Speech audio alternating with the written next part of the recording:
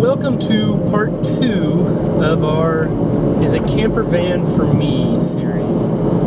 In this episode, we're going to talk about the cold hard cash, what it takes to live for a month and travel in your camper van. So this is what we spent in the last month of January. These numbers will vary from person to person, but this is what did we spend for the whole month?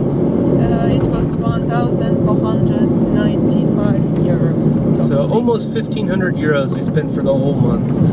And we had this divided out. We kept very close track of what we were spending, where, and how.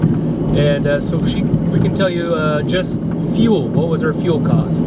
375 euro per 241 liters.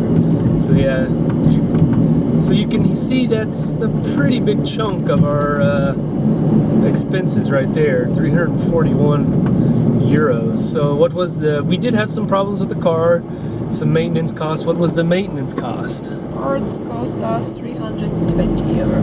320 euro, okay.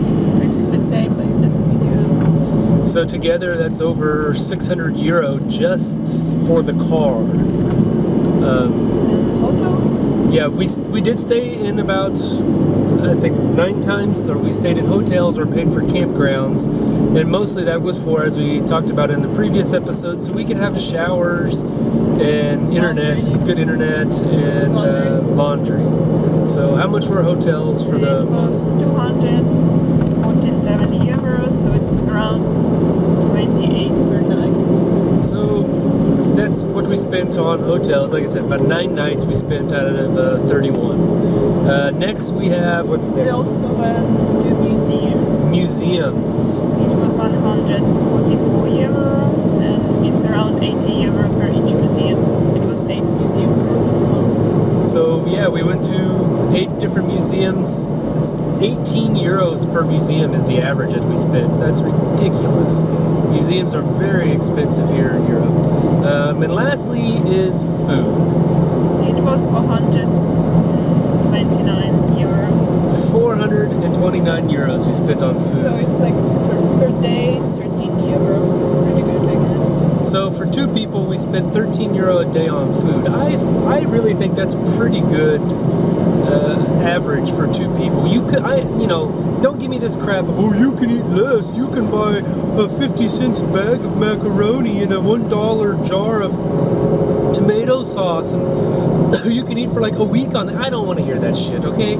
That's ridiculous. If that's what you want to live on for a month, that's fine. I mean, I don't know why you're spending so much money, really. I have another friend who wants to travel so badly, he was dumpster diving for food as he traveled through Europe. Like, why spend money on macaroni and tomato sauce if you can dumpster dive? Like, in my opinion, food is something that goes hand in hand with traveling.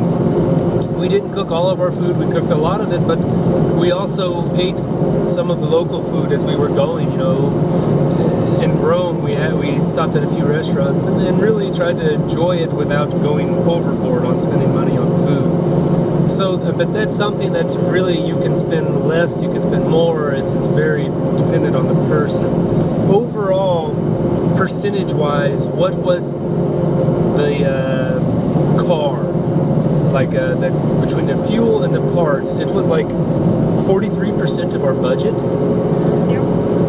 So, I mean, granted, we had some issues with the car, and maybe your car 1 month won't have issues. I don't know. That's all very dependent. If you take out that, we still, like 25% of our budget was just for fuel.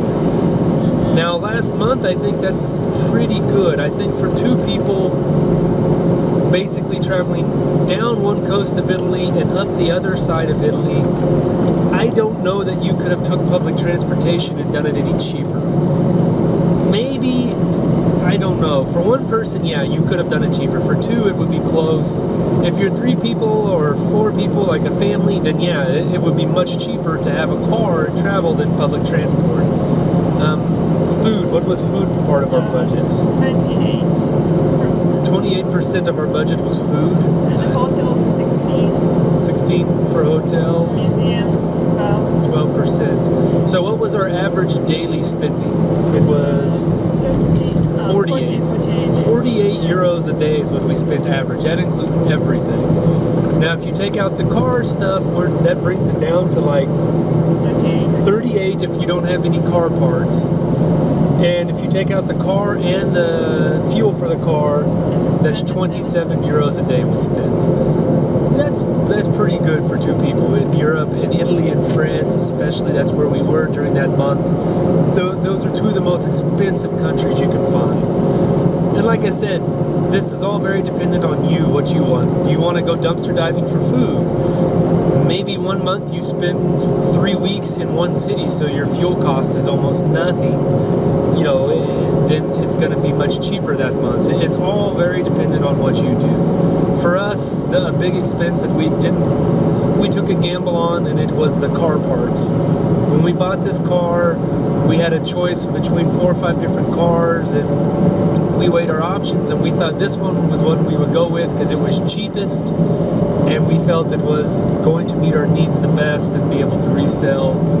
And you know, it's had some issues that we've had to go through and fix as we go. Maybe if we would have bought the more expensive ones, they wouldn't have had issues. Maybe they would have had the same issues. I don't know. But we'll talk about the issues we've had with a car and like what you should consider when buying a camper car to turn into one of these. You know, things that you should think about. We'll talk about that in the next episode. So we hope you enjoyed hearing about the cold hard cash and what it takes to travel like this. And if you like it, great. If you want to argue with us and tell us we did something wrong, or you can do it cheaper or more expensive, whatever, tell us below in the comments. I'd like to hear what you think or what your experience is in traveling for a month. Otherwise, I mean, appreciate you guys watching, and don't forget to like and share and follow, and have a good day.